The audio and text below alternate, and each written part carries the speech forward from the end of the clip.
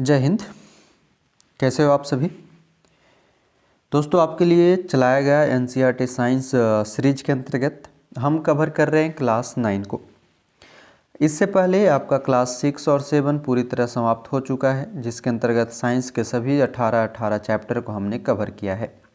उसके बाद हमने 8 और 9 क्लास को एक साथ लेकर के चलने का प्रयास किया, जिस क्रम में क्लास 9 का आज चैप्टर नंबर 4 होगा।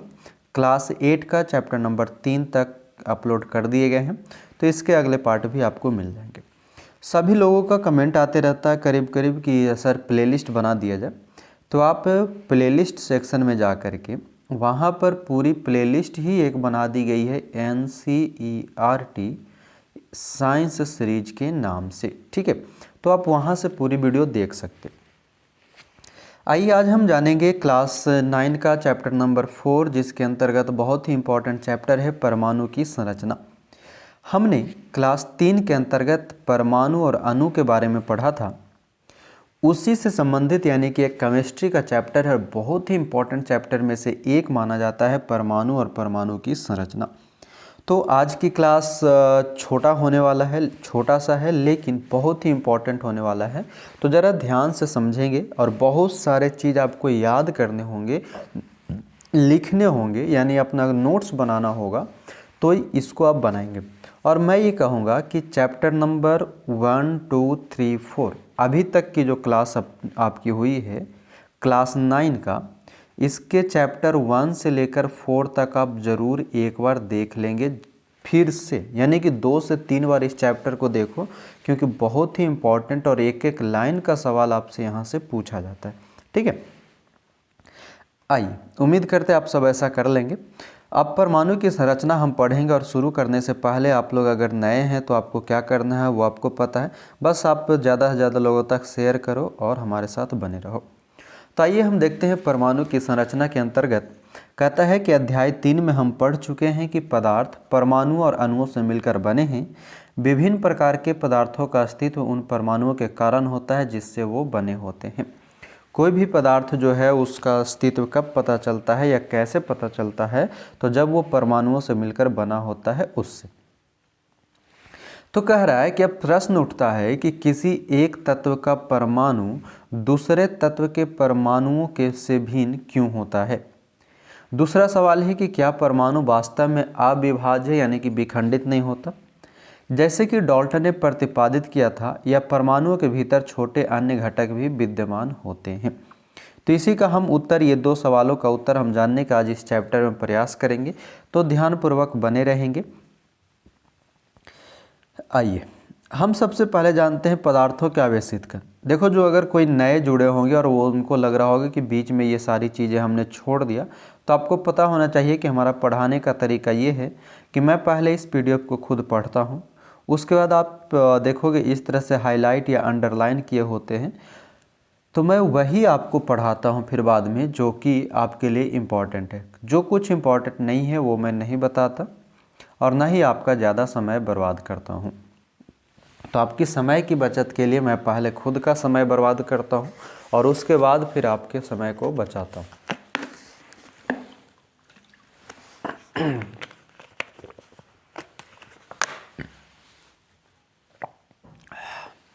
क्लियर है? आ जाओ। अब हम जानते हैं पदार्थों में आवेशित कण। पदार्थों में आवेशित कण की प्रकृति क्या है, उसके लिए हम एक क्रियाकलाप करते हैं। इसको याद रखना है, अक्सर पूछा भी जाता है। कहता है सूखे बालों पर कंघी कीजिए, क्या कंघी कागज़ के छोटे छोटे टुकड़े को आकर्षित करता है? कभी आपने किया है? बचपन में हमें ये सब बताया गया था और पढ़ाया गया था और हमने प्रयास भी किया था। उम्मीद करते हैं आप भी किए होंगे। ऐसा होता है, हाँ, एक दूसरे को वो आकर्षित करता है। दूसरा है कि कांच की एक छड़ को सिल्क के कपड़े पर रगड़िए और इस छड़ को हवा में से भरे गुब्बारे के पास लाइए। क्या होता है, ध्यान से देखिए। कोई कांच की एक छड़ है, उसको सिल्क के कपड़े पर रगड़ना है, फिर छड़ को हवा से भरे गुब्बारे के पास लाना है। क्या होता है ये देखना।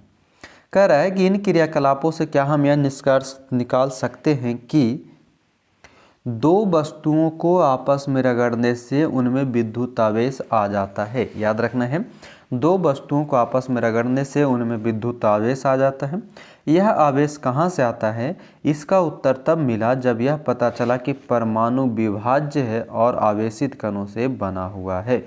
यानी कि फाइनली जो हमें ये मिला कि परमाणु को हम तोड़ सकते हैं, परमाणु को विभाजित कर सकते हैं और उसमें आवेशित कण के रूप में पाया जाता है। परमाणु में उपस्थित आवेशित कणों का पता लगाने के लिए कई वैज्ञानिकों ने योगदान दिया। उनमें आता है कि 19वीं शताब्दी तक यह जान लिया गया था कि परमाणु साधारण और अविभाज्य कण नहीं है, बल्कि इसमें कम से कम एक अपरमाणु कण इलेक्ट्रॉन विद्यमान होते हैं। यानी कि अभी इसकी पूरी चैप्टर खुलेगा, धीरे धीरे इसकी स्टोरी आगे बढ़ेगी। अभी हमने जब 19वीं शताब्दी में जाना तो 19वीं शताब्दी में इतना ही जाना कि परमाणु साधारण अविभाज्य कण नहीं है, बल्कि इसमें जो है एक अपरमाणु कण इलेक्ट्रॉन विद्यमान होता है, जिसका पता जे टॉमसन ने लगाया था। तो याद रखना है कि इलेक्ट्रॉन की खोज किसने किया? जे टॉमसन या थॉमसन ने किया था। बहुत ही इंपॉर्टेंट है, मैं बार बार कह रहा हूँ, ये चैप्टर आज का बहुत इंपॉर्टेंट है। छोटा होगा लेकिन बहुत ही इंपॉर्टेंट होगा, समझते चलना होगा और बहुत सारे नए नए सिद्धांत आपको पढ़ने होंगे। कहता है कि इलेक्ट्रॉन के संबंध में जानकारी प्राप्त करने के पहले ई गोल्डस्टीन ने 1886 में एक नए विकिरण की खोज की, जिसे उन्होंने कैनाल रे का नाम दिया था। ध्यान रखना है, कैनाल रे का नाम 1886 में गोल्डस्टीन ने दिया। ये किरणें धनावेशित विकिरण थी, जिसके द्वारा अंततः दूसरे अपरमाणु कणों की खोज हुई। इन कणों का आवेश इलेक्ट्रॉन के आवेश के बराबर किंतु विपरीत था। यानी कि अब दूसरा कण एक आ रहा है जो कह रहा है कि इलेक्ट्रॉन के आवेश के बराबर उसका आवेश है, लेकिन विपरीत होता है। इनका द्रव्यमान इलेक्ट्रॉन की अपेक्षा लगभग 2000 गुना अधिक होता है। उनको प्रोटॉन नाम दिया गया। क्या याद रखना है? अब फिर से देखो, हमने ये जाना कि परमाणु जो है यह अविभाज्य नहीं है, बल्कि इसमें एक कण पाया जाता है इलेक्ट्रॉन, और इलेक्ट्रॉन का पता लगाता है जे टॉमसन। जे टॉमसन के इलेक्ट्रॉन के पता लग जाने के बाद साल 1886 ईस्वी में एक और नया वैज्ञानिक आता है, गोल्डस्टीन। गोल्डस्टीन ने एक नए विकिरण की खोज किया और उस विकिरण को कैनाल रे के नाम से बताया। जो कैनाल रे है वह धनावेशित है, इनमें कि पॉजिटिव चार्ज होता है। क्या होता है? पॉजिटिव चार्ज होता है, किसमें? कैनाल रे में। और ये जो कैनाल रे था, इसको हम क्या कहे? इसको हम प्रोटॉन कहे। जो 1886 में गोल्डस्टीन के द्वारा खोजा गया कैनाल रे है, यह धनावेशित है और इसमें इलेक्ट्रॉन के आवेश के बराबर आवेश होता है। कितना? इलेक्ट्रॉन के आवेश के बराबर आवेश होता है, लेकिन विपरीत होता है। और इसका द्रव्यमान इलेक्ट्रॉन की अपेक्षा लगभग 2000 गुना अधिक होता है। किसका? प्रोटॉन का। किससे? इलेक्ट्रॉन से। इलेक्ट्रॉन और प्रोटॉन का आवेश क्या होता है? बराबर होता है, लेकिन एक पॉजिटिव में होता है, एक निगेटिव में होता है। यानी कि एक धनावेशित होता है और एक ऋणावेशित होता है। इलेक्ट्रॉन जो है ऋणावेशित होता है, प्रोटॉन जो है धनावेशित होता है, लेकिन दोनों में आवेश की मात्रा बराबर होती है। क्लियर है? अब जानते हैं कि सामान्यतः इलेक्ट्रॉन को ई माइनस, मतलब देखो निगेटिव होता है ऋणावेशित, जिसको जे टॉमसन ने खोजा, तो इलेक्ट्रॉन को ई माइनस द्वारा और प्रोटॉन को पी प्लस के द्वारा, जिसको गोल्डस्टीन ने 1886 में खोजा, और वो धनावेशित कण हुआ करता था। कहता है प्रोटॉन का द्रव्यमान 1 इकाई और उसका आवेश +1 इकाई लिया जाता है। इलेक्ट्रॉन का द्रव्यमान नगण्य है और आवेश -1 लिया जाता है। बहुत ही इंपॉर्टेंट पॉइंट है, याद रखेंगे कि इलेक्ट्रॉन को हम E- के रूप में लिखते हैं, प्रोटॉन को P+ के रूप में लिखते हैं। जो प्रोटॉन का द्रव्यमान है और इलेक्ट्रॉन का द्रव्यमान है, तो प्रोटॉन का द्रव्यमान 1 यूनिट होता है और उसका आवेश भी +1 होता है। यानी कि प्रोटॉन पॉजिटिव होता है तो उसको हम +1 लिखते हैं। दूसरा हमारा इलेक्ट्रॉन, इलेक्ट्रॉन का द्रव्यमान नहीं होता है, मतलब शून्य होता है या नगण्य होता है, और इलेक्ट्रॉन को हम -1 से लिखते हैं। क्लियर? याद रहेगा, इलेक्ट्रॉन की अपेक्षा प्रोटॉन का द्रव्यमान 2000 गुना अधिक होता है। इलेक्ट्रॉन ऋणावेशित कण है, जबकि प्रोटॉन धनावेशित कण है। इलेक्ट्रॉन और प्रोटॉन का आवेश जो होता है ये दोनों आपस में बराबर होते हैं, लेकिन पॉजिटिव और निगेटिव होते हैं। आइए कहता है कि ऐसा माना गया है कि परमाणु प्रोटॉन और इलेक्ट्रॉन से बने हैं। क्या है? ऐसा माना गया है कि परमाणु प्रोटॉन और इलेक्ट्रॉन से बने हैं जो परस्पर आवेश को संतुलित करते हैं।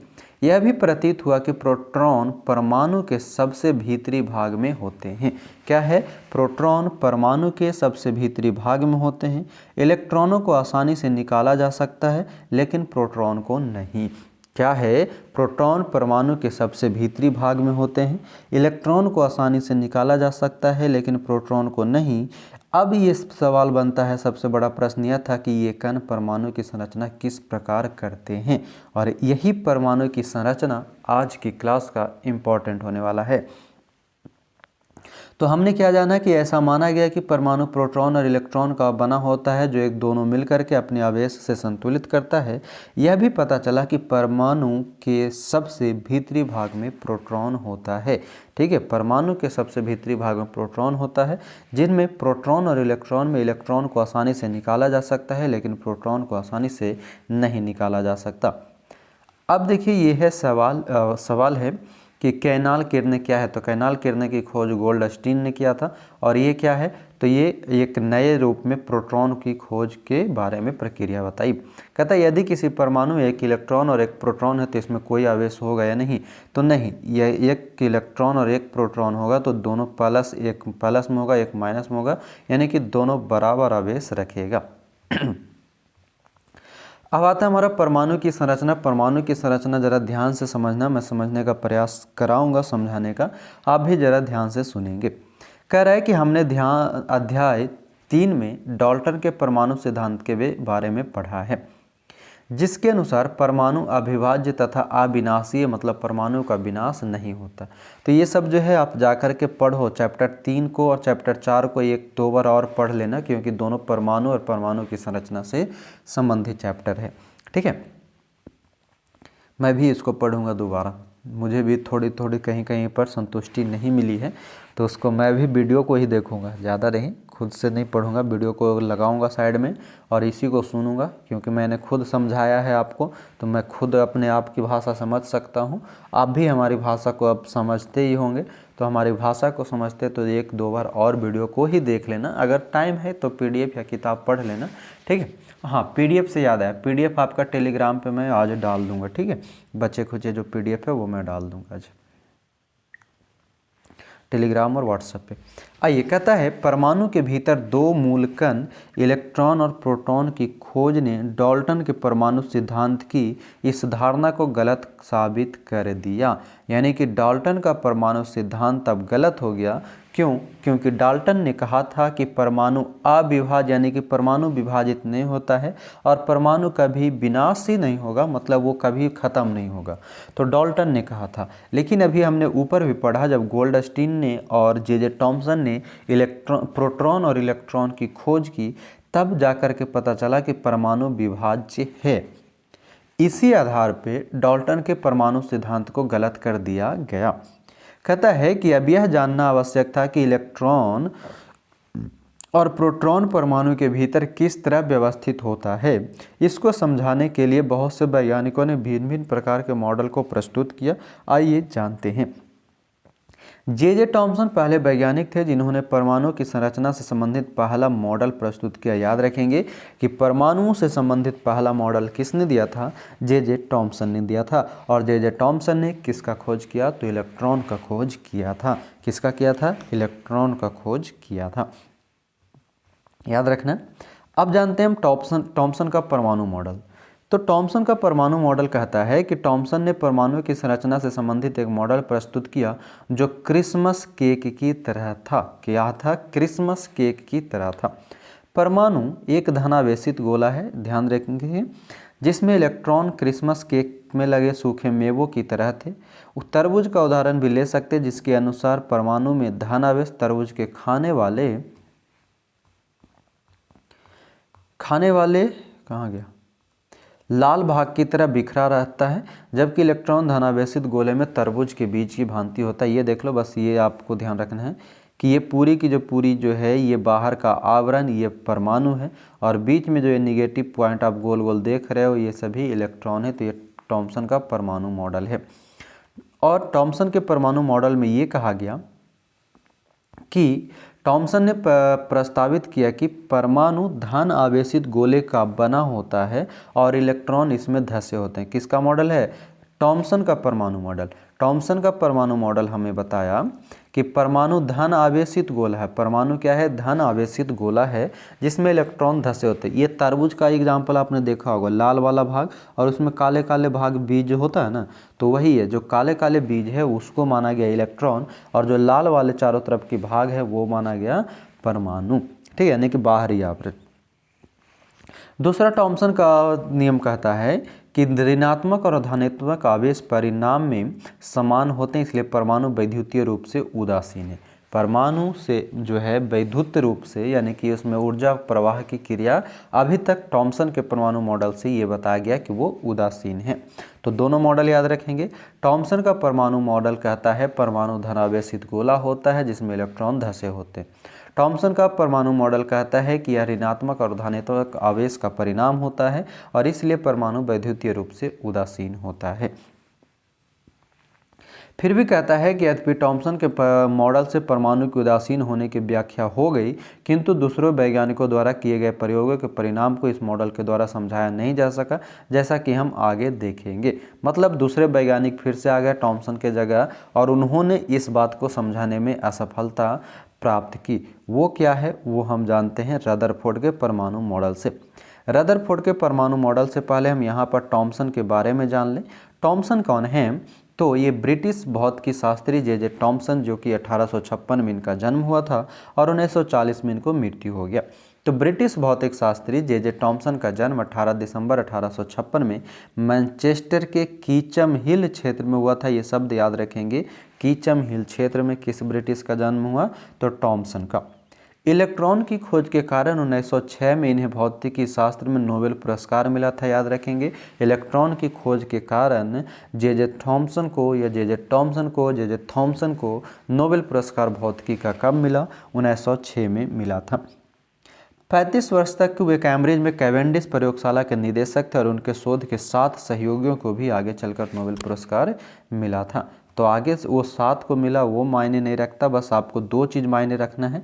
एक कि थॉमसन ब्रिटिश थे, दूसरा कि वो 1906 में इलेक्ट्रॉन की खोज के लिए भौतिकी का नोबेल पुरस्कार प्राप्त किए।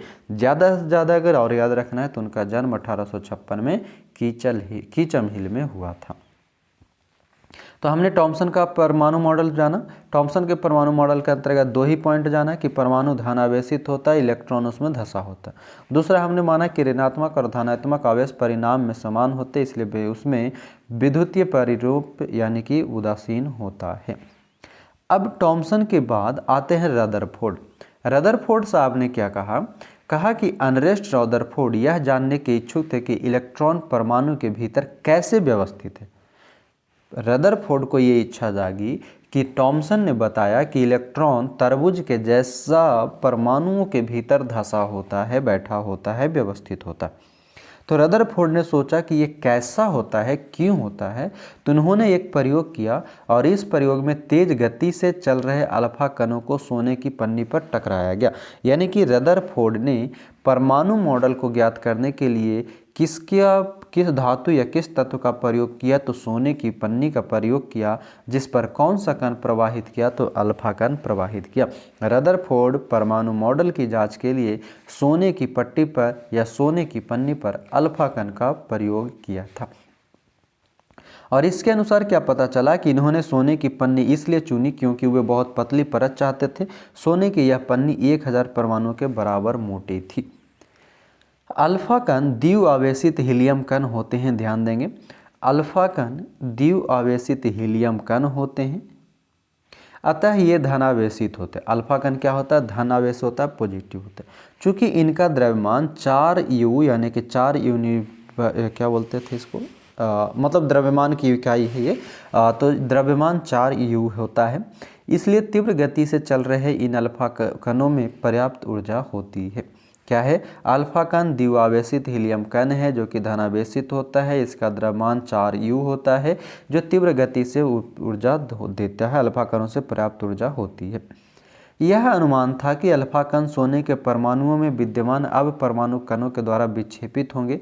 चूंकि अल्फा कण प्रोटॉन से बहुत अधिक भारी थे, इसलिए उन्होंने इनके अधिक विक्षेपण की आशा नहीं की थी।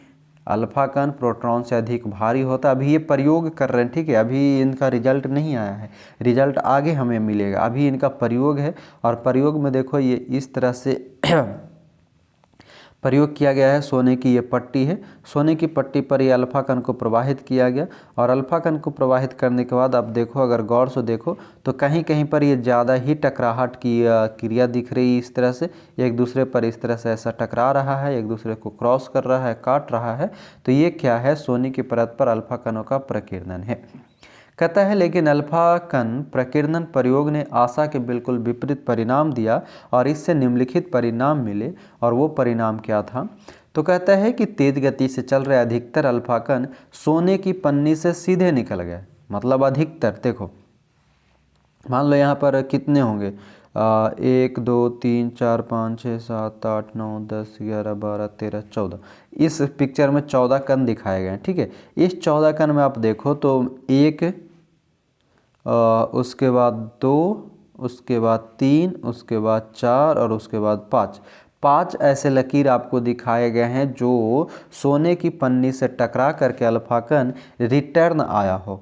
बाकी अधिकांशता जो है वो सीधा सीधा निकल गया है ना। तो ये कहने का मतलब ये था रदरफोर्ड का कि रदरफोर्ड जब सोने की पन्नी पर अल्फा कण को परिवर्तित किया तो अल्फा कण के प्रकीर्णन में उन्हें पता चला कि तेज गति से चल रहे अधिकतर अल्फा कण सोने की पन्नी को सीधा निकल जाता है। दूसरा कहता है कि कुछ अल्फा कण पन्नी के द्वारा बहुत छोटे कोण से विक्षेपित हो जाता है। जैसे देखो, बहुत छोटे कण से ज़्यादा, यहाँ से गया यहीं से मुड़ गया, यहाँ से गया यहीं से मुड़ गया, ये यहीं गया यहीं से मुड़ गया, ये इधर गया इधर से मुड़ गया।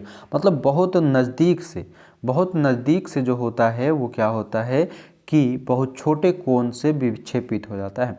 आश्चर्यजनक रूप से प्रत्येक 12,000 कणों में से एक कण वापस आ गया।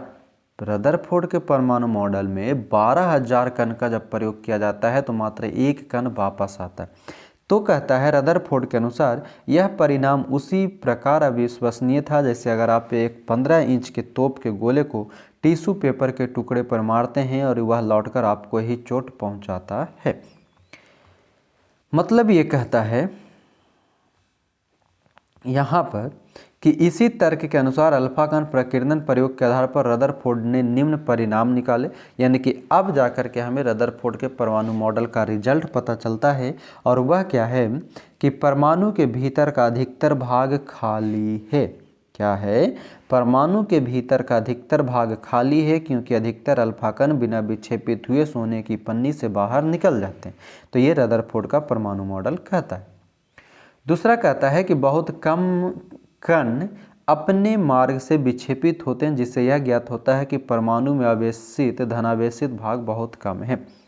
बहुत कम अल्फा कण 180 डिग्री पर विक्षेपित हुए थे जिससे यह संकेत मिलता है कि सोने के परमाणु का पूर्ण धनावेशित भाग और द्रव्यमान परमाणु के भीतर बहुत कम आयतन में सीमित है। क्या कह रहा है कि बहुत कम अल्फा कण 180 डिग्री पर विक्षेपित हुआ जिससे ये पता चलता है कि सोने के परमाणु का पूर्ण धनावेशित भाग और द्रव्यमान परमाणु के भीतर बहुत कम आयतन में सीमित होता है। परमाणु के भीतर बहुत कम आयतन में सीमित होता है। प्राप्त आंकड़ों के आधार पर उन्होंने यह निष्कर्ष निकाला कि नाभिक की त्रिज्या परमाणु की त्रिज्या से 10⁵ गुना छोटी है। नाभिक की त्रिज्या परमाणु की त्रिज्या से 10⁵ गुना छोटा होता है। मतलब 10 पर कितना जीरो? 5 जीरो। इकाई, दहाई, सैकड़ा, हजार, 10,000, लाख, 10 लाख, यानी कि 10 लाख। ठीक है, 10 लाख गुना छोटा होता है। किसका? नाभिक की त्रिज्या परमाणु की त्रिज्या से 10 लाख गुना छोटा होता है। 10 लाख ही पढ़ेंगे ना, देख लेना। 10⁵ गुना छोटी होती है। आप समझ गए? कह रहा है कि अपने प्रयोग के आधार पर रदरफोर्ड ने परमाणु का नाभिकीय मॉडल प्रस्तुत किया जिसको निम्नलिखित लक्षण थे। क्या? तो परमाणु का केंद्र धनावेशित होता है जिसे नाभिक कहा जाता है। यानी कि परमाणु के केंद्र धनावेशित के कारण नाभिक कहने की प्रक्रिया किसने दी? तो रदरफोर्ड ने दी। और कहता है एक परमाणु का लगभग संपूर्ण द्रव्यमान नाभिक में होता है। यानी कि किसी भी परमाणु का जो द्रव्यमान मास होता है वो नाभिक पर निर्भर करता है। इलेक्ट्रॉन नाभिक के चारों ओर वर्तुलाकार मार्ग में चक्कर लगाते हैं। नाभिक का आकार परमाणु के आकार की तुलना में काफ़ी कम होता है। नाभिक जो होता है एकदम छोटा सा होता है, परमाणु की तुलना में बहुत कम होता है। और जैसा कि ऊपर हमने पढ़ा कि कितना 10⁵ उसकी त्रिज्या परमाणु की त्रिज्या से 10⁵ गुना छोटी नाभिक की त्रिज्या होती है। आपने बिलियन चैप्टर पढ़ा है। बिलियन में मैंने बताया था कि बिलियन का कण कितना होता है, कितना नैनोमीटर? 10⁻⁹ नैनोमीटर बताए थे ना बिलियन का कण, याद रखना। बात समझ गए? अब है रदरफोर्ड के परमाणु मॉडल की कमी। हम एक बार फिर से इसको समझाएंगे। रदरफोर्ड के जो मेन पॉइंट है वो पहले इसकी कमी को जान लेते हैं। मैं तब तक मुझे संतुष्टि नहीं मिलता, मैं क्लास को आगे नहीं बढ़ाता, ठीक है। तो एक बार और हम आपको समझाएंगे, तो उसके बाद आगे बढ़ेंगे। कहता है रदरफोर्ड की कमी क्या निकला? कह रहा है कि वर्तुलाकार मार्ग में चक्रण करते हुए इलेक्ट्रॉन का अस्थायी हो पाना संभावित नहीं है। कोई भी आवेशित कण गोलाकार कक्ष में त्वरित होगा।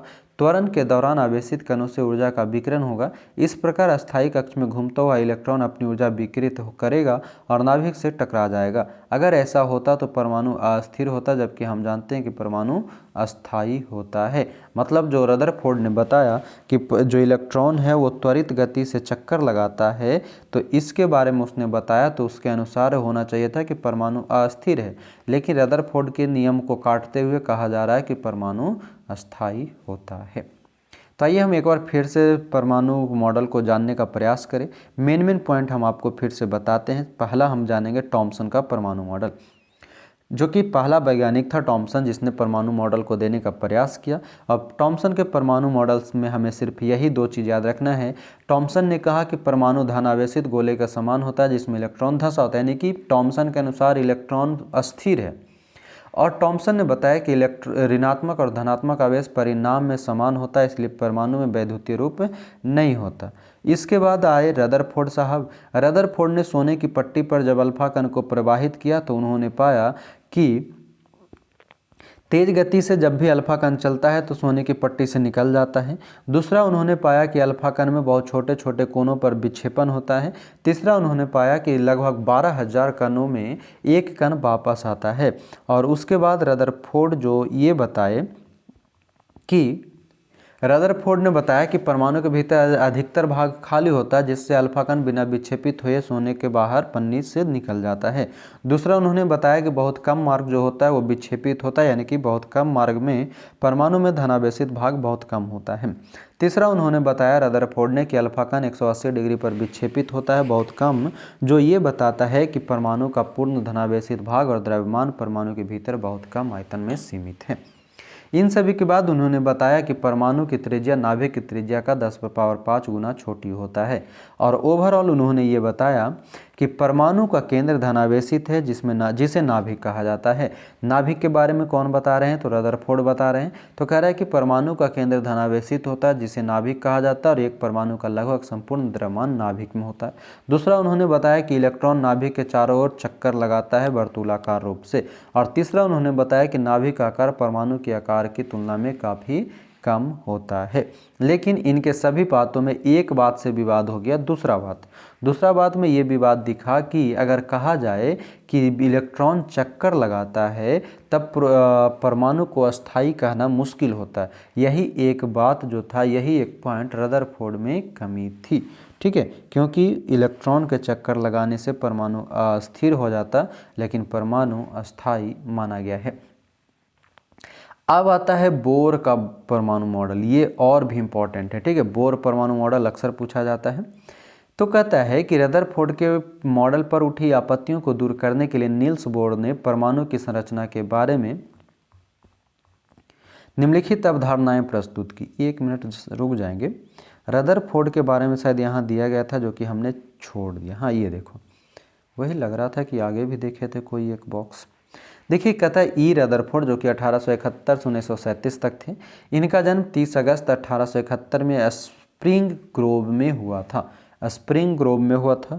उनको नाभिकीय भौतिकी का जनक माना जाता है। नाभिकीय भौतिकी का जनक किसे माना गया है? रदरफोर्ड को माना जाता है।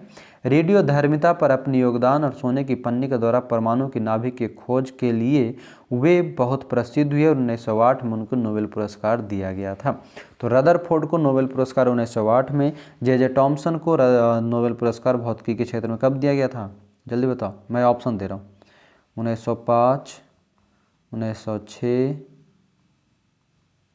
1907 और एक 1908। जल्दी से बताइए, मैं नहीं बता रहा। जे टॉमसन को नोबेल पुरस्कार कब मिला था? 1905, 6, 7 या 8? आप बताओगे। और जे टॉमसन ने किसकी खोज की थी? इलेक्ट्रॉन की खोज किया था। टॉमसन मॉडल के बारे में इन्होंने दिया था, है ना, इलेक्ट्रॉन की खोज किया था। अब आगे आ जाओ। हमने जान लिया रदरफोर्ड जो है नाभिकीय भौतिकी का जनक माने गए। परमाणु के नाभिक की खोज रदरफोर्ड ने किया। रदरफोर्ड को 1908 में नोबेल पुरस्कार दिया गया। अब हम जानेंगे नील्स बोर के बारे में। नील्स बोर क्या कह रहे हैं? कह रहे हैं कि इलेक्ट्रॉन केवल निश्चित कक्षाओं में ही चक्कर लगाते हैं, जिन्हें इलेक्ट्रॉन की विविक्त कक्षा कहते हैं। और जब इलेक्ट्रॉन इस विविक्त कक्षा में चक्कर लगाते हैं तो उनकी ऊर्जा विकिरण नहीं होता। अब समझ में आया आपको? मैं एक बार अपने तरीके से समझाने का प्रयास करता हूँ। देखो, शॉर्टकट में लिखूंगा। ये थॉमसन हो गए। थॉमसन साहब ने कहा कि इलेक्ट्रॉन जो है वो स्थिर है। क्या है? थॉमसन साहब ने कहा कि परमाणु में इलेक्ट्रॉन स्थिर है। जबकि रदरफोर्ड ने कहा कि इलेक्ट्रॉन जो है चक्कर लगाता है। इलेक्ट्रॉन जो है चक्कर लगाता है। तो यहाँ से विवाद उठा कि इलेक्ट्रॉन अगर चक्कर लगाता तो परमाणु तो अस्थिर हो जाता, लेकिन परमाणु स्थिर है। तब जाकर के आए बोर साहब। बोर साहब ने बताया कि इलेक्ट्रॉन से चक्कर तो लगाता है, इलेक्ट्रॉन चक्कर तो लगाता है, लेकिन किसी विशेष कक्ष में चक्कर लगाता है। ये बात समझ गए? तीनों का आप एक जगह याद लिख लो शॉर्टकट में। थॉमसन ने बताया अपने परमाणु मॉडल में कि इलेक्ट्रॉन स्थिर होता है। रदरफोर्ड साहब ने थॉमसन के मॉडल को गलत साबित करने का प्रयास किया और रदरफोर्ड साहब ने कहा कि इलेक्ट्रॉन चक्कर लगाता है परमाणु के अंदर। जब रदरफोर्ड साहब गलत साबित हो रहे थे तो उनको सही करने के लिए बोर साहब आए और बोर साहब ने कहा कि इलेक्ट्रॉन चक्कर लगाता है, लेकिन किसी खास कक्ष में। किसमें? किसी खास कक्ष में, जो इलेक्ट्रॉन की अपनी कक्ष के रूप में जाना जाता है। क्लियर? तो इलेक्ट्रॉन केवल कुछ निश्चित कक्षाओं में चक्कर लगा सकता है, जिन्हें इलेक्ट्रॉन की विविक्त कक्षा कहते हैं। और जब इलेक्ट्रॉन इस विविक्त कक्षा में चक्कर लगाते हैं तो उनकी ऊर्जा का विकिरण नहीं होता है। ये बोर साहब कह रहे हैं। अब आइए नील्स बोर के बारे में पढ़ लें। नहीं, नील्स बोर के बारे में पढ़ेंगे जब इनकी पूरी चैप्टर ये पॉइंट खत्म होगा तब। कहता है इन कक्षाओं या कोषों को ऊर्जा स्तर कहते हैं। जो इलेक्ट्रॉन परमाणु के अंदर जो इलेक्ट्रॉन की कक्षा है उसको हम ऊर्जा स्तर कहते हैं। चित्र 4.3 में एक परमाणु के ऊर्जा स्तर को दर्शाया गया। आप ये देख लो, ये परमाणु के ऊर्जा स्तर है, जिसमें ये है बीच में नाभिक। नाभिक के बारे में किसने बताया? जल्दी बताओ, नाभिक के बारे में किसने बताया? तो नाभिक के बारे में बताया हमारा रदरफोर्ड साहब। और रदरफोर्ड साहब ने ये बताया कि ये सभी जो है परमाणु के नाभिक, बीच में जो होता है वो परमाणु के नाभिक होता है, जो परमाणु की त्रिज्या से 10⁵ कम होता है। ठीक है? तो जो परमाणु स्तर है इसमें इलेक्ट्रॉन की एक कक्षा मानी गई, जो कि K, L, M और N के रूप में माना गया। कक्षा K को N1 कहा गया, कक्षा L को N2 कहा गया, कक्षा M को N3 कहा गया और कक्षा N को N4 कहा गया। K, L, M, N के रूप में दर्शाया गया है इलेक्ट्रॉन को कक्षा के रूप में। कहता है ये कक्षाएं या कोष K, L, M, N ... मतलब ये आगे तक जाता है, या संख्याओं में 1, 2, 3, 4 के रूप में दिखाया जाता है। तो ध्यान रखना है, K से शुरू होता है, K, L, M, N, O, P इस तरह से, लेकिन संख्या में K को 1 मानेंगे, L को 2 मानेंगे, M को 3 मानेंगे, N को 4 मानेंगे, डैश ऐसे जाएगा। क्लियर? तो ये किसने बताया? बोर का है। ये कक्षा के बारे में किसने बताया? बोर का परमाणु मॉडल बताता है। अब देखो, ये बोर का परमाणु मॉडल होता है समाप्त। तो हम पहले बोर साहब के बारे में यहाँ जान ले। क्या है बोर साहब? तो बोर कह रहे हैं कि 1885 से 1962, यानी कि 1885 में इनका जन्म होता है, 1962 में मृत्यु होती है। नील्स बोर का जन्म 7 अक्टूबर 1885 में कोपेनहेगन में हुआ था। चलो, कोपेनहेगन आया है। कोपेनहेगन किस देश की राजधानी है आप बताओगे? कोपेनहेगन किस देश की राजधानी है? ठीक है, तो 1885 में नील्स बोर का जन्म कोपेनहेगन में हुआ। 1916 में कोपेनहेगन विश्वविद्यालय में उनको भौतिकी शास्त्र का प्रोफेसर नियुक्त किया गया। 1922 में उनको परमाणु की संरचना पर अपने योगदान के लिए नोबेल पुरस्कार दिया गया। प्रोफेसर बोर के विविध लेखकों पर आधारित 3 पुस्तकें हैं, जिनमें है the theory of spectra and atomic constitution, दूसरा है एटॉमिक थ्योरी, और तीसरा है द डिस्क्रिप्शन ऑफ नेचर। ये पूरी इंपॉर्टेंट है। अब देखो यहाँ पर आता है 3 व्यक्ति हमें मिले, तीनों व्यक्ति को नोबेल पुरस्कार दिया जा चुका है। तो सबसे पहले बताओ थॉमसन को। थॉमसन को कब दिया गया नोबेल पुरस्कार? 1900, मैं उसको ब्लैंक छोड़ रहा हूँ, आप बताना। उसके बाद रदरफोर्ड साहब, रदरफोर्ड साहब को कब मिला? 1900। फिर उसके बाद आए बोर साहब, बोर साहब को कब मिला? 1922 में मिला। बोर साहब को 1922 में नोबेल पुरस्कार मिला। थॉमसन साहब को 1906 में मिला। रदरफोर्ड साहब को 1908 में मिला। और तीनों को किस क्षेत्र में मिला है? भौतिकी के क्षेत्र में मिला है। क्लियर? और कोपेनहेगन विश्वविद्यालय यानी कि कोपेनहेगन में इनका जन्म हुआ था 1885 में, जो कि डेनमार्क की राजधानी के रूप में भी जाना जाता है। तो पूरी परमाणु मॉडल आप समझ गए ना? तो ये 3 तरह के परमाणु मॉडल हमें प्राप्त हुआ। जब सबसे पहले परमाणु मॉडल देने का काम किया जे जे थॉमसन ने कहा कि परमाणु में इलेक्ट्रॉन जो होता है वो स्थिर होता है। रदरफोर्ड साहब आए, रदरफोर्ड साहब ने कहा कि नहीं, परमाणु के अंदर जो इलेक्ट्रॉन होता है वो चक्कर लगाता है। लेकिन जब बोर साहब आए, बोर साहब ने कहा कि नहीं, परमाणु के अंदर जो इलेक्ट्रॉन होता है वो चक्कर तो लगाता है लेकिन एक निश्चित कक्षा में लगाता है, वो किसी से एक दूसरे से टकराता नहीं है। कंपन क्यों अब उत्पन्न होगा? या परमाणु अस्थिर कब होगा? जब वो एक दूसरे से टकराएगा तभी ना। आप सीधा रास्ता चल रहे हो, अगर आप में कोई आएगा ही नहीं, टकराएगा ही नहीं, कोई पत्थर ईंट आएगा ही नहीं, तो आप क्या होगा? गिरोगे? नहीं गिरोगे। उसी तरह से अब कोई शांत पानी है, शांत पानी में जब तक कोई पत्थर कुछ नहीं डालोगे तब तक वो पानी हिलेगा नहीं, विक्षोभ उत्पन्न करेगा नहीं। तो उसी प्रकार से बोर साहब ने ये बताया कि परमाणु के अंदर इलेक्ट्रॉन चक्कर तो लगाता है लेकिन एक निश्चित कक्षा में, अपनी अपनी ही कक्षा में लगाता है। क्लियर? अब देखो यहाँ पर आपके लिए सवाल है, आप चाहो तो सवाल बना सकते हो कि परमाणु उदासीन है, इस तथ्य को थॉमसन के मॉडल पर स्पष्ट कीजिए। फिर रदरफोर्ड का परमाणु बताना है, 3 कक्षाओं वाले बोर के परमाणु मॉडल का चित्र बनाना है, वही 3 कक्षा वाला 1 2 3 ऐसे बना देना है, जो KLM। क्या अल्फा कणों का प्रकीर्णन प्रयोग सोने के अतिरिक्त दूसरी धातु की पन्नी से संभव होगा? हो सकता है, लेकिन ये क्या अल्फा कण पर प्रयोग कौन किया था? रदरफोर्ड साहब। रदरफोर्ड साहब इसलिए किए क्योंकि उनको जल्दी में काम करना था। ठीक है, अब आगे बढ़ो। अब आता है हमारा न्यूट्रॉन। कौन आता है? न्यूट्रॉन। अभी तक हमने इलेक्ट्रॉन प्रोटॉन के बारे में पढ़ लिया, अब हम पढ़ेंगे न्यूट्रॉन के बारे में।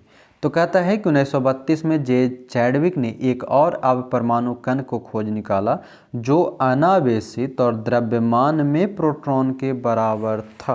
हाई लो, और इसका नाम क्या दिया गया? न्यूट्रॉन। तो फिर से हम एक बार बताते हैं आपको।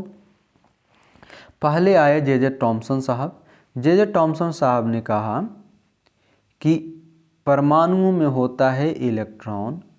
रदरफोर्ड साहब आए, इन्होंने रदरफोर्ड नहीं,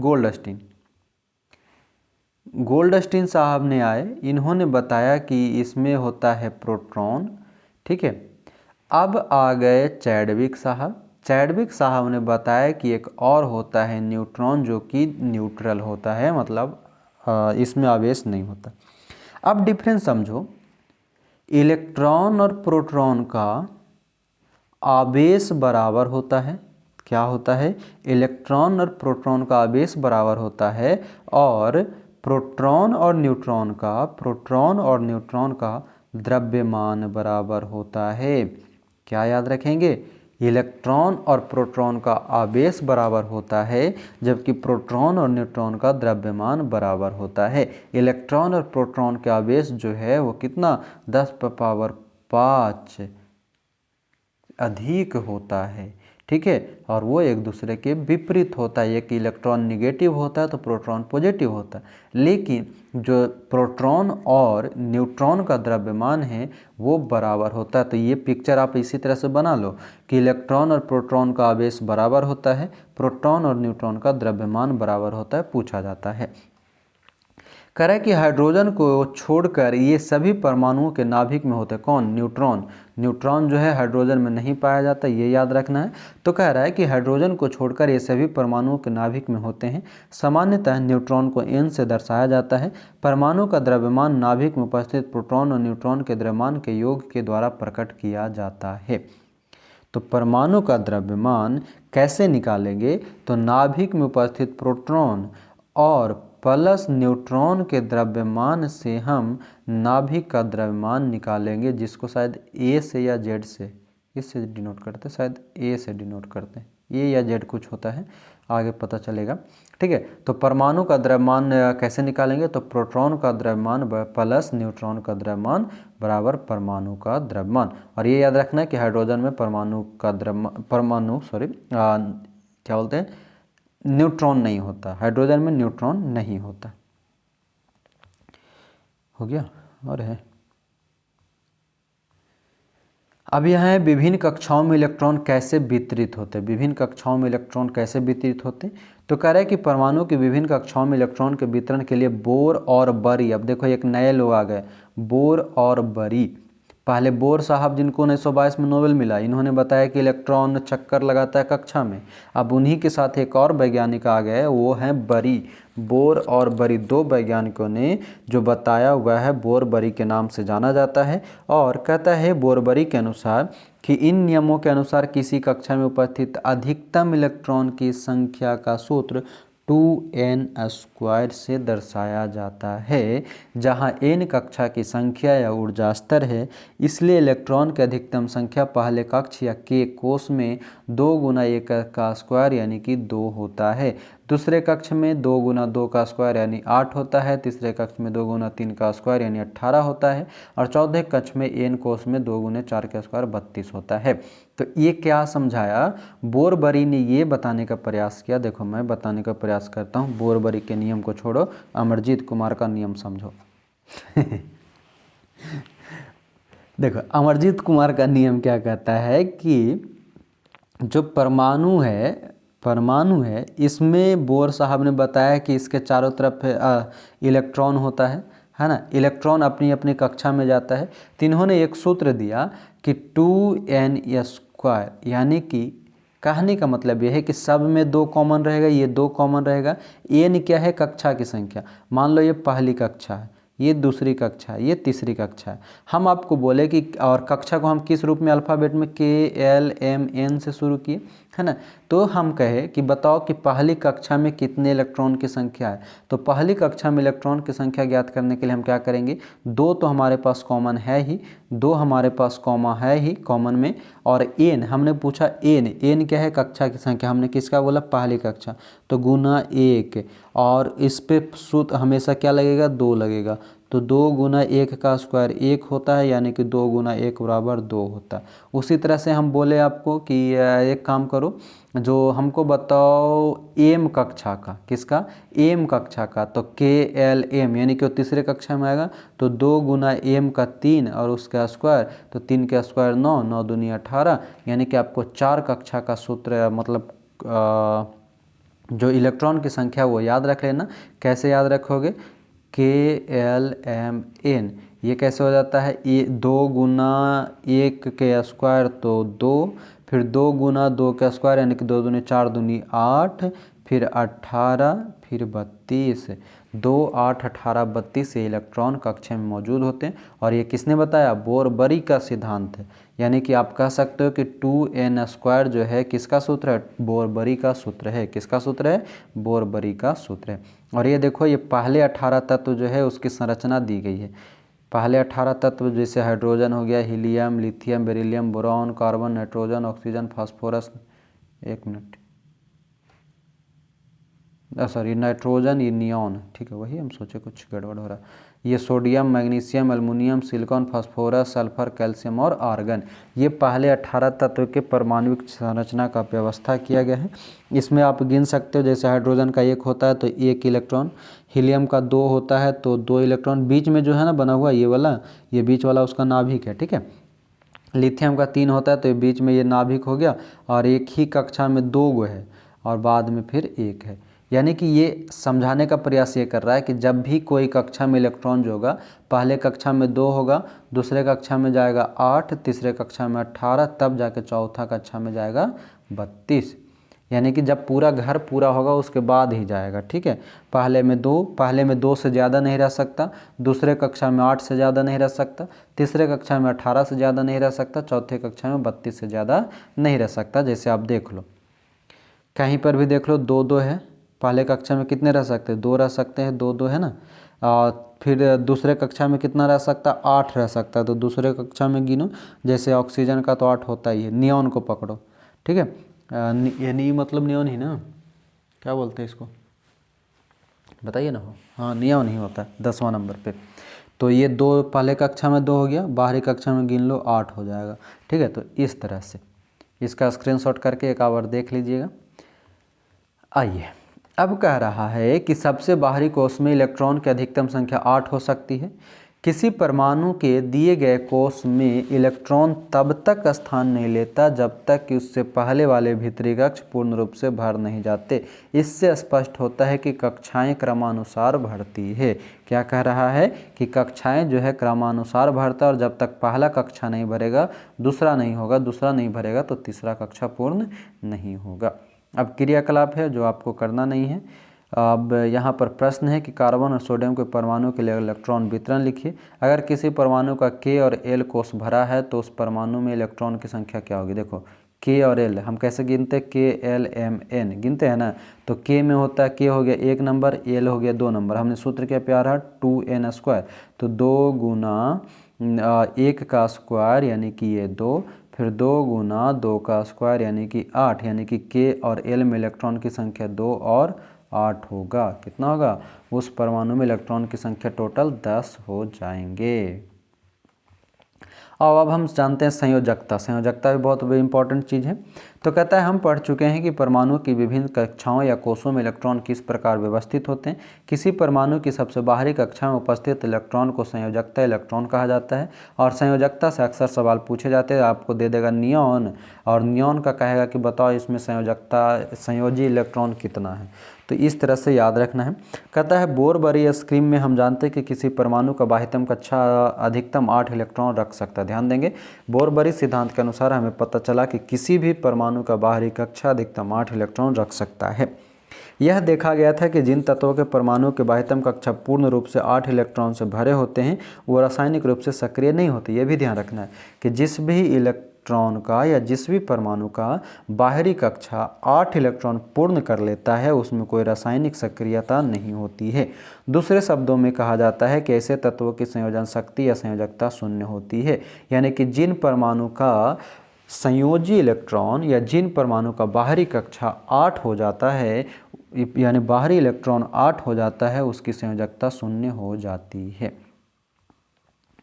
इन अक्रिय तत्वों में से हीलियम परमाणु के बाह्यतम कक्षा में 2 इलेक्ट्रॉन होते हैं। मतलब कुछ अक्रिय तत्व जो आप हमारे पास है उसमें कहता है इन अक्रिय तत्वों में से हीलियम परमाणु के बाह्यतम कक्षा में 2 होता है, बाकी अन्य सभी में 8 होता है। जो अक्रिय गैस है जैसे आपका हीलियम हो गया, helium, neon, argon, krypton, xenon, radon, ये होता है ना, helium, neon, argon, krypton, xenon, फिर रेडॉन।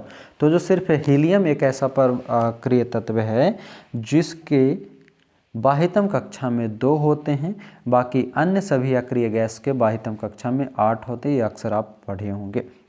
फिर कहता है सक्रिय तत्वों के परमाणुओं की संयोजन शक्ति अर्थात अपने समान या अन्य किसी तत्व के परमाणुओं से मिलकर अणु बनाने की प्रवृत्ति अपने बाह्यतम कक्ष को पूर्ण रूप से भरने का प्रयास माना जाता है।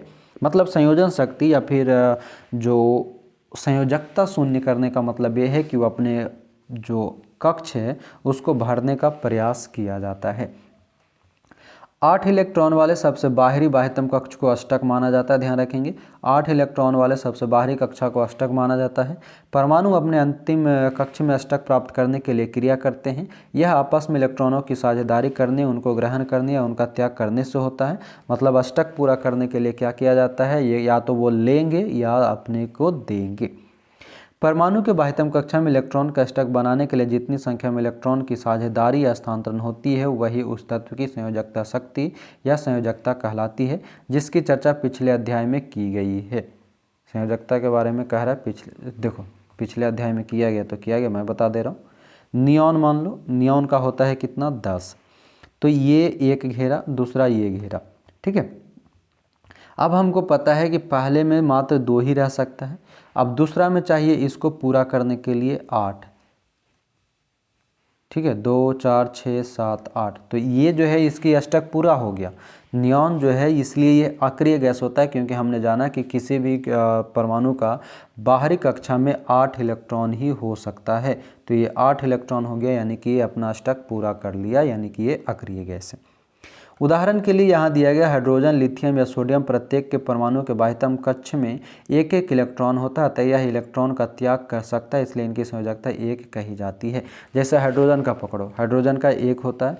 लिथियम का होता है 2 ना, नहीं सॉरी, लिथियम का होता है 3, लिथियम का होता है 3। तो 3 होने का मतलब है कि लिथियम के पहले कक्षा में 2 तो पूरा हो गया, दूसरे कक्षा में 1 हो जाएगा। तो ये क्या करेगा, एक को छोड़ देगा, त्याग देगा, बोलता है हमको तुम्हारा ज़रूरत नहीं है। सोडियम का होता है 11, तो सोडियम क्या करेगा, 2 और 8 का संयोजकता बनाया, 1 बच गया, तो इस 1 को क्या करेगा, वो त्याग कर देगा, बोलेगा तुम जाओ, तुम्हारा मतलब नहीं है। तो आखिरी में जो इलेक्ट्रॉन अष्टक पूरा करने के बाद जो आखिरी इलेक्ट्रॉन बच जाता है वो उसकी संयोजी इलेक्ट्रॉन कहलाता है। तो लिथियम, हाइड्रोजन, सोडियम का संयोजकता कितना है, 1 होता है। क्या आप बता सकते हैं कि मैग्नीशियम, एल्युमिनियम की संयोजकता क्या है? बिल्कुल बता सकते हैं। मैग्नीशियम का होता है किंजा Mg12, कितना होता है Mg12। एल्युमिनियम का होता है Al13। तो मैग्नीशियम का 2 और 8, 2 8 10 हो गया, तो 2 बच गया, यानी कि इसकी संयोजकता 2 हो गया। एल्युमिनियम का निकालेंगे तो 2 8 और 3, 2 8 10, ये पूरी हो गया, और 3 इसकी संयोजकता हो गई, हो गया ना। देखो 2 और 3 इसका बच गया। कहता है किसी परमाणु के बाह्यतम कक्ष में इलेक्ट्रॉनों की संख्या उसकी क्षमता के अनुसार लगभग पूरी है तो संयोजकता एक अन्य प्रकार से प्राप्त की जाती है। उदाहरण के लिए कह रहा है फ्लोरीन परमाणु के बाह्यतम कक्ष में 7 इलेक्ट्रॉन है और उसकी संयोजकता 7 हो सकती है, किंतु बाह्यतम कक्षा में अष्टक बनाने के लिए फ्लोरीन के लिए 7 इलेक्ट्रॉनों का त्याग करने की अपेक्षा 1 इलेक्ट्रॉन प्राप्त करना अधिक आसान होता है। अतः इसकी संयोजकता अष्टक में से 7 घटाकर प्राप्त की जाती है। इस तरह फ्लोरीन की संयोजकता 1 है। ऑक्सीजन की संयोजकता के परिकलन भी इसी प्रकार किया जा सकता है। इस परिकलन से ऑक्सीजन की संयोजकता कितनी होगी बताना। देखो आपको ये कहना चाह रहा है कि जैसे किसका एग्जाम्पल लिया था, फ्लोरीन का ना, हाँ फ्लोरीन का एग्जाम्पल लिया। तो फ्लोरीन जो होता है, फ्लोरीन का होता है 7, क्या होता है, सॉरी फ्लोरीन का होता है परमाणु संख्या 9। तो पहली कक्षा में 2 भर गया, दूसरी कक्षा में उसको कितना बचा, 7 बचा, 7 दूनी 9 हो गया। तो अष्टक कब पूरा होता है, 8 होने पर। अष्टक पूरा कब होता है, 8 होने पर। अभी बताओ आपको 8 रुपया पूरा करना है या फिर आपको संयोजकता पूरा करना है, तो आप क्या करोगे, 7 रुपया किसी को दान दोगे या 1 रुपया किसी से उधार ले लोगे। 7 रुपया देना कठिन है, 1 रुपया किसी से लेना आसान है। तो उसी तरह से जिस कक्षा में उसका जितना इलेक्ट्रॉन की कमी अगर बराबर मान लो 3 4 तक है, 4 तक है तो मान लो हम 8 8 है ना, तो 4 तक है तो मान लो हम 4 या तो दे देंगे या 4 ले लेंगे। 5 है तो हम क्या करेंगे, हमको 3 लेना आसान होगा तो हम 3 ले लेंगे किसी से। तो उसी तरह से फ्लोरीन जो है ये 1 क्या करता है, जो उधार लेता है वही 1 इसकी संयोजकता कहलाती है। वही यहाँ पर बताने का प्रयास किया गया। अब यहाँ पर देखो विभिन्न शैलों में इलेक्ट्रॉनों के वितरण के साथ पहले 18 तत्वों के परमाणुओं का यहाँ संयोजन दिया गया है, जिसको आप याद रख सकते हो। पूरी एकदम बता दी गई है कि हाइड्रोजन है, हाइड्रोजन का H प्रतीक होता है, परमाणु संख्या 1 होता है, प्रोटॉन की संख्या 1 होता है, इसमें न्यूट्रॉन नहीं होता है। इलेक्ट्रॉन की संख्या 1 होता है, कौन सी कक्षा में जाएगा, तो एक कक्षा में जाएगा, इसकी संयोजकता 1 होता है। तो ये पूरी 18 तत्व आपके पास है। देखो फास्फोरस की संयोजकता कितना है 15, 3 और 5 इसकी संयोजकता क्योंकि 2, 8, 10 हो गया 5, या तो ये 5 क्या करेगा 3 त्याग देगा या 5 त्याग देगा, कुछ भी कर सकता है, वह उसकी मर्जी। तो त्याग करके 3 और 5 फास्फोरस की संयोजकता होती है।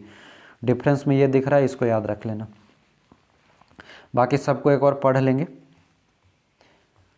और ये तो स्क्रीनशॉट भी नहीं हो पाएगा एक बार में, देखो ठीक है। तो आधा आधा करके स्क्रीनशॉट ले सकते हैं तो ले लो। ऑक्सीजन तक लो पहले, उसके बाद ऑक्सीजन के आगे वाला ले लो, हो गया। हाँ, अब कहता है अतः प्रत्येक तत्व के परमाणु की एक निश्चित संयोजन शक्ति होती है जिसे संयोजकता कहते हैं। पहले 18 तत्वों की संयोजकता ऊपर में दिया गया है। कह रहा क्लोरीन, सल्फर और मैग्नीशियम की परमाणु संख्या से आप इनकी संयोजकता कैसे प्राप्त करेंगे, यानी कि प्रश्न दिया है तो क्लोरीन का होता है Cl17, तो 17 में आप करेंगे 2, 8 और 7, तो संयोजकता बताना, तो इसकी संयोजकता 1 हो जाएगी। सल्फर का कितना होता है हो, बताइए तो ज़रा जल्दी से। सल्फर का परमाणु संख्या 16। सल्फर का परमाणु संख्या 16। सल्फर जो होता है बहुपरमाणुक होता है, पिछले कक्षा में बताए थे।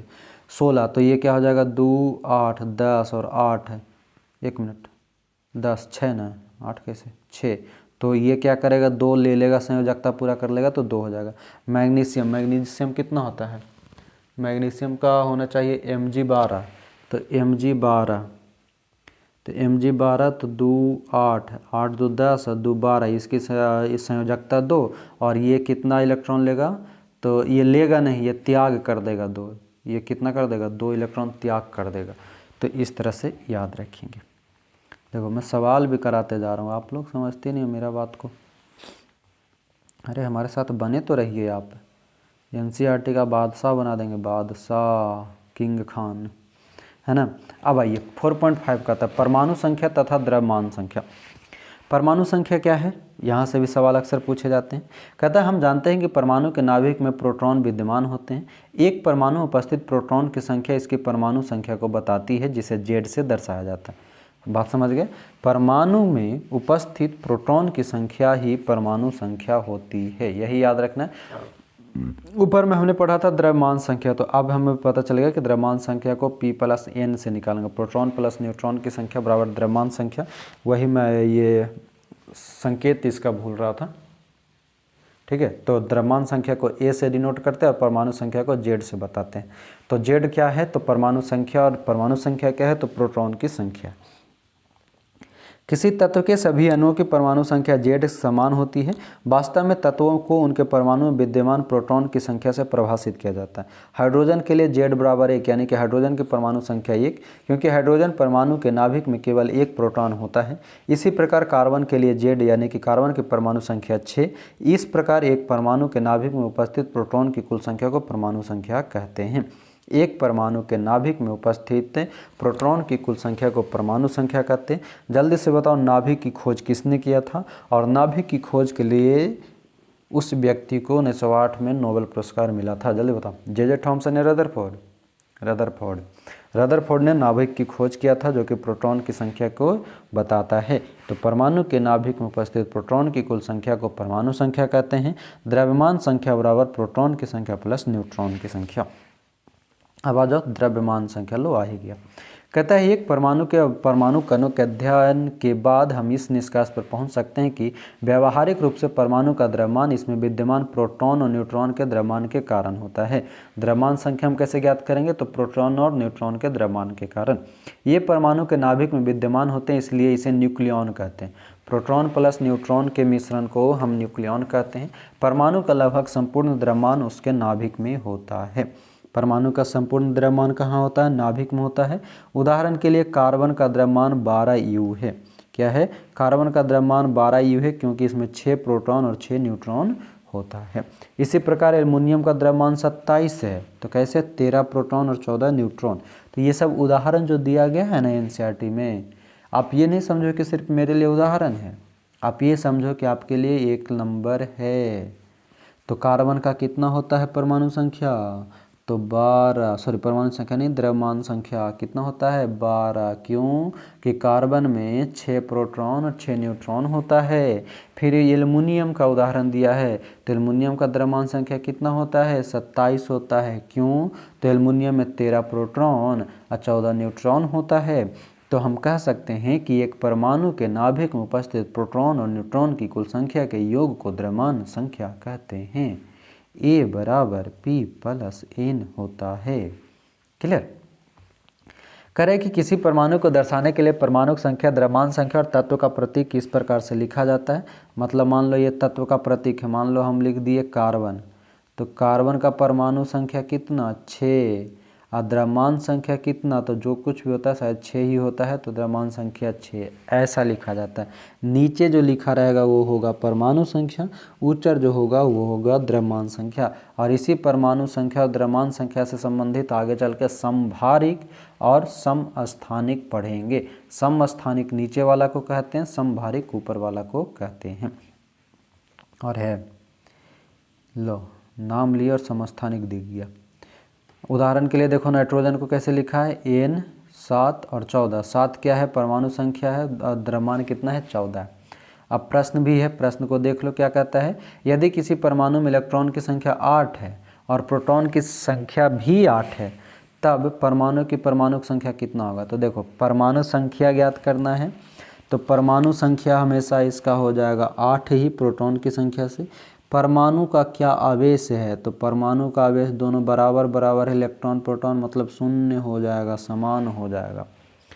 ठीक है। सारणी 4.1 के सहायता से ऑक्सीजन और सल्फर परमाणु की द्रव्यमान संख्या ज्ञात करें। तो ऑक्सीजन का हम बताते हैं, ऑक्सीजन का होता है प्रोटॉन प्लस मतलब ये सारणी 4.1 कहाँ था, ये है हाँ। ऑक्सीजन का देख लो कितना है 8 8 8 8 2 6, तो यहाँ से निकाल लेना प्रोटॉन और न्यूट्रॉन की संख्या, इलेक्ट्रॉन की संख्या सब बराबर 8 8। फिर एक सल्फर का दिया था, तो सल्फर का होता है सब कुछ 16, तो उससे निकल जाएगा। ठीक है। अब आ जाओ समस्थानिक पढ़ते हैं। समस्थानिक क्या कहता है, कहाँ गया, देखो समस्थानिक कहता है प्रकृति में कुछ तत्वों के परमाणु की पहचान की गई जिनकी परमाणु संख्या समान लेकिन द्रव्यमान संख्या अलग अलग होती है। उदाहरण के लिए हाइड्रोजन परमाणु के लिए इसके 3 परमाणुविक स्पीसीज हैं। ध्यान रखना ये पूछा जाता है। हाइड्रोजन के 3 परमाणु समस्थानिक होते हैं, प्रोटियम, ड्यूटेरियम और ट्राइटियम। ये लिखने का तरीका भी याद रखेंगे। H पर वो 1 1 रहेगा तो प्रोटियम, H पर नीचे परमाणु संख्या 1 और द्रव्यमान संख्या 2 तो ड्यूटेरियम जिसे D कहते हैं।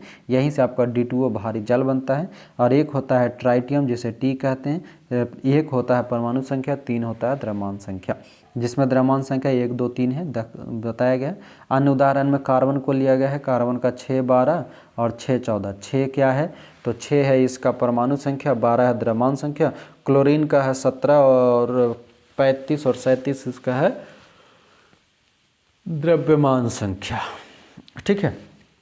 इन उदाहरणों के आधार पर समस्थानिकों को इस प्रकार परिभाषित किया जा सकता है कि एक ही तत्व के परमाणु जिनकी परमाणु संख्या समान लेकिन द्रव्यमान संख्या भिन्न होती है। इस तरह हम कह सकते हैं कि हाइड्रोजन परमाणु के 3 समस्थानिक होते हैं, प्रोटियम, ड्यूटेरियम और ट्राइटियम। हाइड्रोजन के कितने समस्थानिक, 3 समस्थानिक। कौन कौन, प्रोटियम, ड्यूटेरियम और ट्राइटियम। और समस्थानिक समझ गए, जिसका स्थान समान हो, जिसका स्थान समान हो यानी कि नीचे वाला जब समान होता है तो समस्थानिक कहलाता है। ठीक है। और ऊपर वाला जब समान हो जाएगा तो समभारिक हो जाएगा। फिर है कि बहुत से तत्वों में समस्थानिक का मिश्रण भी होता है। किसी तत्व का प्रत्येक समस्थानिक शुद्ध पदार्थ होता है। समस्थानिकों के रासायनिक गुण समान लेकिन भौतिक गुण अलग अलग होते हैं। समस्थानिक का रासायनिक गुण समान होगा लेकिन भौतिक गुण अलग अलग होता है। प्रकृति में क्लोरीन 2 समस्थानिक रूपों में पाया जाता है, जिसका द्रव्यमान 35 U और 37 U है, जो 3:1 के अनुपात में होते हैं। ध्यान देना है, क्लोरीन के 2 समस्थानिक है, 35 U और 37 U, अनुपात कितना 3:1। अब यह प्रश्न उठता है कि किस द्रव्यमान को क्लोरीन परमाणु का द्रव्यमान मानना चाहिए। आइए इसका पता करते हैं। तो कहता है क्लोरीन का औसत परमाणु द्रव्यमान होता है 35 × 75/100 प्लस 37 × 25/100। ये निकाला 35.5 U हुआ।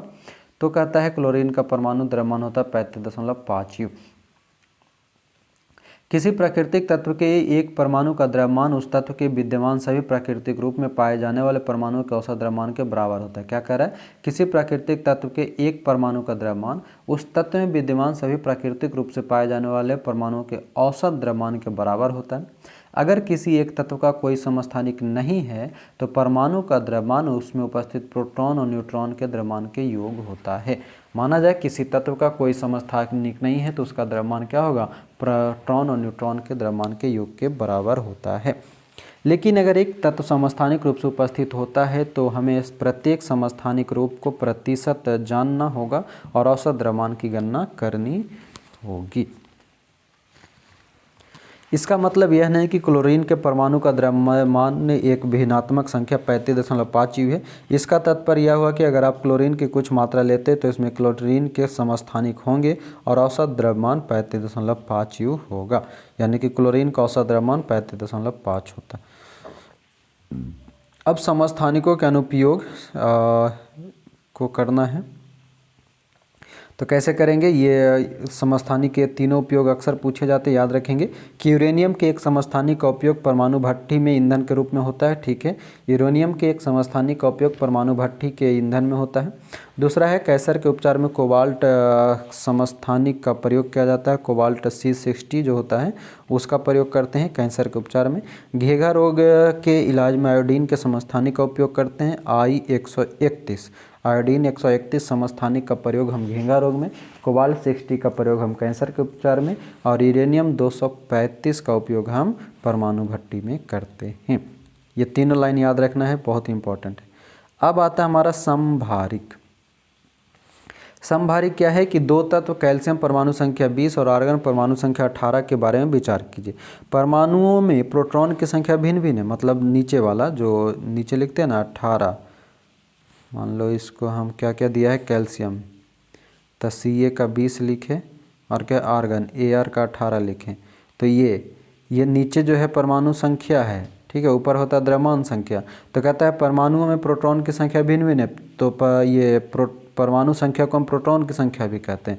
दोनों तत्वों की द्रव्यमान संख्या 40-40 है। ठीक है, ये दोनों की द्रव्यमान संख्या जो है वो 40-40 है, यानी तत्वों के इस जोड़े के अणुओं में कुल न्यूक्लियॉन की संख्या समान है। न्यूक्लियॉन का मतलब ये 20 से 40 घटाओगे तो कितना हो गया? 20 और 18 40, तो यानी कि 32। तो न्यूक्लियॉन की संख्या समान है, यानी कि ऊपर वाला ये वाला, ठीक है, मतलब द्रव्यमान संख्या। अलग अलग परमाणु संख्या वाले तत्वों को जिनकी द्रव्यमान संख्या समान होती है समभारिक कहा जाता है। अलग अलग समस्थानिक जो होते हैं, अलग अलग परमाणु संख्या जिसका द्रव्यमान संख्या ऊपर का जब समान रहेगा तो समभारिक, नीचे का जब समान रहेगा तो समस्थानिक, इतना याद रखेंगे। अब यहाँ पर सवाल है H, D और T के लिए प्रत्येक में पाए जाने वाले 3 परमाणु कणों का सारणीबद्ध कीजिए। H, D, T पता नहीं क्या है। समस्थानिक और समबारी में किसी एक युग्म का इलेक्ट्रॉनिक विन्यास लिखिए, लिखते रहिएगा। ये होता है चैप्टर हमारा समाप्त। और अब कहता है कि आपने क्या सीखा, मतलब पूरी कहानी का सारांश। तो कह रहा है कि इलेक्ट्रॉन और प्रोटॉन की खोज क्रमशः जे टॉमसन और गोल्डस्टीन ने की।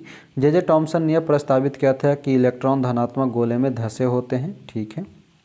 रदरफोर्ड के अल्फा कणों के प्रकीर्णन प्रयोग में परमाणु केंद्रक की खोज की। रदरफोर्ड ने परमाणु केंद्रक की खोज की, नाभिक का। रदरफोर्ड के परमाणु मॉडल ने प्रस्तावित किया कि परमाणु के अंदर बहुत छोटा केंद्रक होता है और इलेक्ट्रॉन केंद्रक के चारों ओर घूमते हैं। परमाणु की स्थिरता की इस मॉडल से व्याख्या नहीं की जा सकती, ये गलत हो गया था।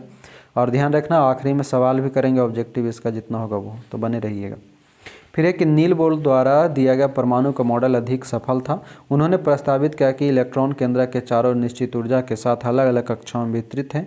अगर परमाणुओं की सबसे बाहरी कक्षाएं भर जाती है तो परमाणु स्थिर होगा और कम क्रियाशील होगा। जे चैडविक ने परमाणु के अंदर न्यूट्रॉन की उपस्थिति को खोजा।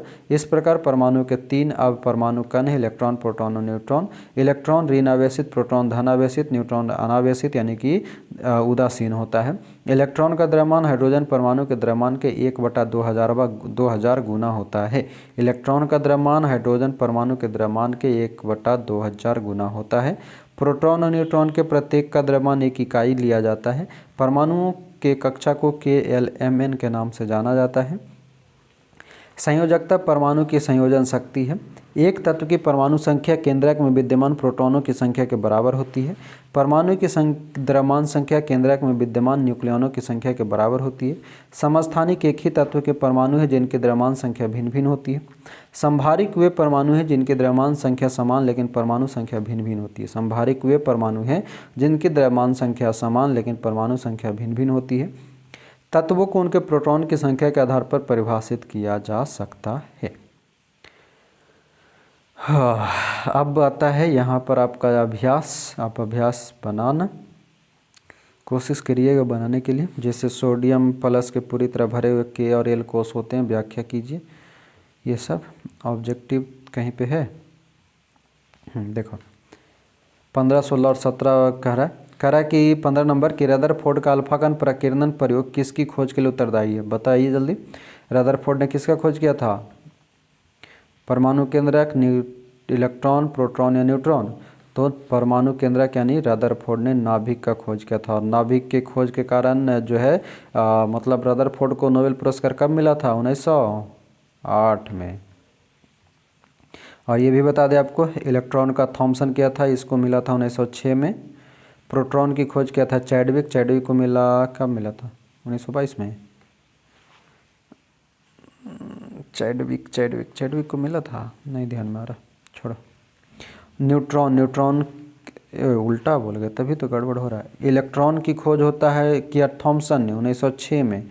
और प्रोटॉन की खोज किया था ये ना गोल्डस्टीन ने ना, कैनाल रे दिया था, और इनको मिला था 1908 में नोबेल। और न्यूट्रॉन की खोज किया था चैडविक, और चैडविक को मिला था 1922 में, तभी तो गड़बड़ा रहे थे। अब आगे आ जाओ। कह रहा है एक तत्व के समस्थानिक में होते हैं, समस्थानिक है, समान भौतिक गुण, भिन्न रासायनिक गुण, न्यूट्रॉनों की अलग अलग संख्या, भिन्न परमाणु संख्या। समस्थानिक है तो परमाणु संख्या तो भिन्न होगा नहीं। समान भौतिक गुण, न्यूट्रॉन की अलग अलग संख्या, न्यूट्रॉन का इसमें कोई संबंध है नहीं, न्यूट्रॉन ऊपर में होता है, हाँ हो सकता होगा। फिर है Cl माइनस, क्लोरीन माइनस जो है आयन में संयोजकता इलेक्ट्रॉनों की संख्या, क्लोरीन माइनस आयन में संयोजकता इलेक्ट्रॉन की संख्या है Cl 17, 2, 8, 7, तो संयोजकता इलेक्ट्रॉन की संख्या 7, तो 17 होना चाहिए। ये वाला सवाल हमको डॉट लग रहा है, ठीक है, समझ में नहीं आ रहा। क्लोरीन आयन में संयोजकता इलेक्ट्रॉन की संख्या, संयोजकता तो आखिरी वाला होता है, तो Cl 17 होता। 1 मिनट, माइनस में है ना, एक माइनस ये हो रहा है, तो ये अपनी एक लेगा। अरे हाँ आ गया, देखो 8 हो जाएगा। पूछो कैसे? तो देखो Cl 17 होता है, तो ये क्या करेगा 2, 8 और 7, तो ये क्या करेगा, इसको एक कक्षा पूरा करना है, तो ये पूरा करने के लिए एक इलेक्ट्रॉन लेकर के अपनी कक्षा पूरा कर लेगा, तो 7। सोडियम का सही इलेक्ट्रॉनिक विन्यास निम्न में से कौन सा है? सोडियम होता है 11। ये देखो ये सवाल बहुत बार पूछा है, तो 2, 8, 1 हो जाएगा। अब है निम्नलिखित सारणी को पूरा करना है, परमाणु संख्या वगैरह वगैरह लिख के, और ये होता है इस प्रकार आपका चैप्टर 4 समाप्त। अब बताओ क्या विचार है? तो यही विचार है कि आप वीडियो को ज़्यादा से ज़्यादा लोगों तक शेयर कीजिए, दूसरे लोगों से लाइक करवाइए और सब्सक्राइब करवाइए। आप लोग ये सब काम नहीं करते हम, फिर मन नहीं लगेगा, तो फिर हम वीडियो नहीं बनाएंगे, तो फिर कहोगे सर आप वीडियो बनाना छोड़ दिए। हमें भी थोड़ा बहुत सपोर्ट करो, बीच बीच में कमेंट करते रहिए, हमें मोटिवेट करते रहिए कि सर आप बहुत अच्छा बना रहे हैं, बहुत अच्छा कर रहे हैं सर, हम शेयर कर रहे हैं, आप के कारण मेरा एग्ज़ाम निकल गया, आप नोट्स बना रहे हैं, ऐसा कुछ बीच बीच में हमको डोज देंगे, तब ना हमको लगेगा कि हाँ नहीं मेरे भरोसे कोई तो बैठा है। तो आप लोग सब शांत बैठे रहते हो गौतम बुद्ध के जैसा, आराम से दिया करो, कमेंट वगैरह करिया करो, ठीक है। तो मिलेंगे अब हम अगला चैप्टर में, चैप्टर नंबर 5। और मैं बार बार कह रहा हूँ कि क्लास 9 का 1, 2, 3, 4 चैप्टर बहुत इंपॉर्टेंट है केमिस्ट्री को लेकर के, तो इसको पढ़ लीजिएगा, मैं भी पढ़ूँगा, आप भी पढ़ लेना 1-2 बार और। तो अभी के लिए आपका बहुत बहुत धन्यवाद। जय हिंद।